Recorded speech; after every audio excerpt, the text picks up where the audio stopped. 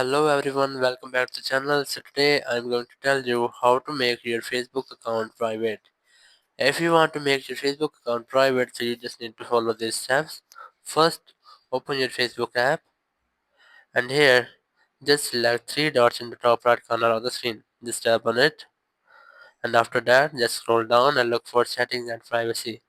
Here's that, tap on it and then tap on settings. And now you just have to scroll down and look for profile locking. Here's the setting, just tap on it and then tap on lock your profile. Just tap on it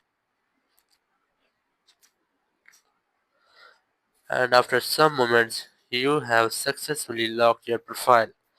So that's how you can make your profile private.